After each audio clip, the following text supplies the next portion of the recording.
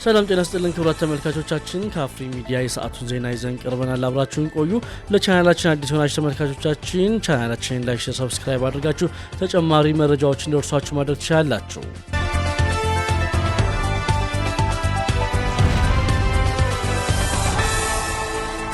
በወልቂጤ ከተማና በቀቤና ልዩ ወረዳ ድንበር አካባቢ በተፈጠረ የግለሰቦች አለመግባባት በሰዎች ላይ ሞትና የአካል ጉዳት መድረሱን ወልቂጤ ከተማ አስተዳደር ገለጸ። አለመግባባቱ የተፈጠረው በባጃጅ ሹፌርና በተሳፋሪ መካከል ነው። ከዚህ በኋላም ነገሩ ተባብሷል የሚሉ መረጃዎች ከቦታው የወጡ ሲሆን በጉዳዩ ላይም የወልቂጤ ከተማ ማብራሪያ ሰጥቷል። የከተማው ከንቲባ አቶ ሙራድ ከድር በሰጡት ቃል ግጭቱ ቀቤና ልዩ ወረዳ አካባቢ ወይም ወልቂጤ ከተማ ድንበር ላይ ነው የተፈጠረውም በቀን ሰራተኛና አንድ የባጃጅ ሹፌር መካከል ነው። የባጃጅ ሹፌሩ ሕይወት አልፏል። ከዚያ በኋላ ከፍተኛ ጉዳት የደረሰባቸው 4 ሰዎች አሉም ብለዋል። ይህን ተከትሎ የሟች ወገኖች በገዳይ ቤተሰቦች ላይ ጥቃት ለማድረስ እንቅስቃሴ ማድረጋቸውን ጠቁሞ የከተማ አጎራባች ላይ በቀሎ ማሳ ውስጥ ስራ ላይ በነበሩ አርሶ አደሮች የተወሰነ ጥቃት አድርሶባቸዋል፣ የአካል ጉዳትም ደርሶባቸዋል፣ ሆስፒታል ያሉ አካላትም አሉ ሲሉ ተናግረዋል። ያንን መነሻ በማድረግ አላስፈላጊ አተካራ ለመግባት እንቅስቃሴዎች ነበሩ። ግን በከተማው ኮማንድ ፖስት ስላለ ፌዴራል አድማ በታኝም አለ። የወልቂጤ ከተማና የቀቤና ወረዳ የጸጥታ መዋቅሮችም በጋራ በመሆን ጉዳዩ ወደ አላስፈላጊ ነገር እንዳይሰፋ ከፍተኛ ጥረት አድርገዋልም ነው ያሉት። የተወሰኑ ሰዎችም በፌዴራል ፖሊስ ተይዘው በሕግ ቁጥጥር ስር እንዲውሉም ተደርጓል ሲሉ ተናግረዋል። በማህበራዊ ሚዲያው ጥራዝ ነጠቅ ጉዳዮች ተወስደው ስለሚጻፉ እንጂ ከሰዓታት በኋላ ጉዳዩ ረግቧል፣ የመፈላለግ ሁኔታዎችም የሉም ያሉት አቶ ሙራድ የልዩ ወረዳው አመራርም ተንቀሳቅሶ ለማወያየት እንደሞከረም አስረድተዋል። መሀል ከተማችን ላይ ምንም ችግር የለም የሚሉት ከንቲባው ወልቂጤ ከተማ የሁሉም መዲና፣ የሁሉም ብሔር ብሔረሰቦች በፍቅር መኖሪያ ናት፣ የአማራም የቀቤናም ብሔረሰብ አለ በከተማችንም ብለዋል። ባጃጅ ሹፌሩ ከተገደለ በኋላ ሌሎች 3 ሰዎች ተገድለዋል የሚል መረጃ በማህበራዊ ሚዲያው በሰፊው ተሰራጭቷል።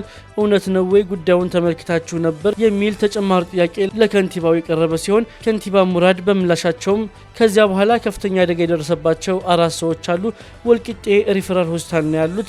አንደኛው ሰው አይሲዩ ሩም ነው ያለው። ከፍተኛ አደጋ ደርሶበታል እንጂ ከመጀመሪያው ውጭ ህይወቱ ያለፈ አካል የለም ብለዋል። ሌላ ሰው ስለመገደሉ የደረሳቸው መረጃ እንደሌለ አስረድተው ካለም አጣርተው ማብራሪያ እንደሚሰጡ ተናግረዋል። የሆነው ጥሩ አይደለም። ጉዳዩን ግለሰቦች ናቸው የጀመሩት።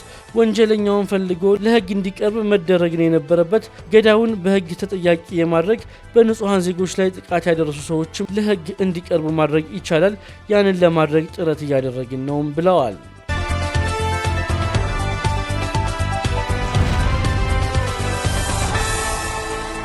ኢትዮጵያ ለኔዘርላንድስ አሳልፋ የሰጠችው ኤርትራዊ ህገወጥ የሰዎች አዘዋዋሪ ክስ ዛሬ መታየት ይጀምራል። በዓለም አቀፍ ህገወጥ የሰዎች ዝውውር የተከሰሰውና ከኢትዮጵያ ወደ ኔዘርላንድ ተላልፎ የተሰጠው ኤርትራዊ ተወልደ ጎይቶም ክስ ዛሬ ሰኞ ጥቅምት 24 2018 ዓ.ም መታየት ይጀምራል። ተወልደ ጎይቶም በቅጽል ስሙ ዋሊድ በሊቢያ በሺዎች የሚቆጠሩ ስደተኞችን በመዝረፍና በማሰቃየት የጭካኔ የተሞላበት ህገወጥ የሰዎች ዝውውር ንግድ በመፈጸም ወንጀል በ5 ክሶች የኢትዮጵያ ፍርድ ቤት የጥፋተኝነት ውሳኔ አሳልፎበት ነበር። በተወልደ ጎይቶም ላይና በግብረ አበሮቹ ላይ የኔዘርላንድ ፍርድ ቤት በርካቶችን ምስክርነት ስለሚሰማ ውሳኔ የሚሰጥበት ጊዜ 1 ወር ያህል ሊወስድ ይችላልም ተብሏል። ተወልደ ጎይቶም ወይም ዋሊድ ዓለም አቀፍ የሰዎች ዝውውር ቡድንን በመምራት በሊቢያ ውስጥ ኤርትራውያንን በማሰር በማሰቃየትና ጾታዊ ጥቃቶችን በመፈጸምም ተወንጅሏል።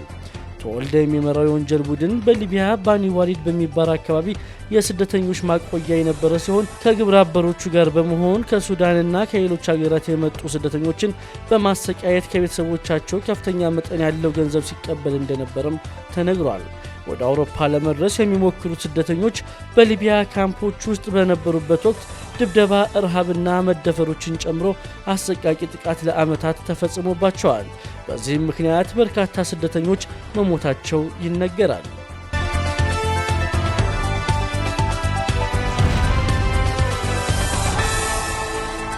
የውጭ ዜና።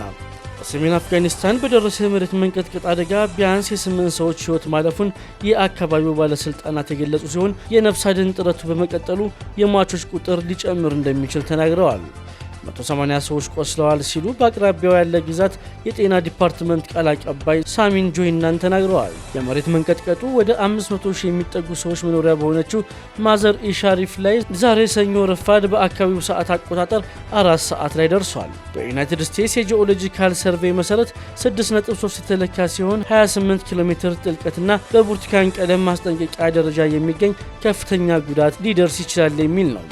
የባልክ ግዛት የታሊባን ቃል አቀባይ ሀጂ ዘይድ በኤክስ ላይ ባሳለፉት መልእክት ዋና ከተማዋ ማዘር ሻሪፍ ብዙ ሰዎች ተጎድተዋል ሲሉም ጽፈዋል።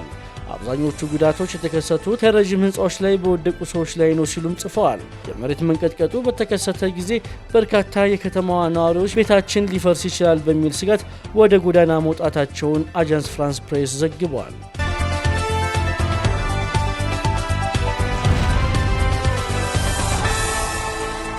ክቡራት ተመልካቾቻችን ለሰዓቱ ይዘንላችሁ የቀረበው መረጃ ይህን ይመስል ነበር። መረጃው ወደ እናንተ ያደረስኩት እኔ ኤፍሬም ታጠቅ ነበርኩኝ። መልካም ጊዜ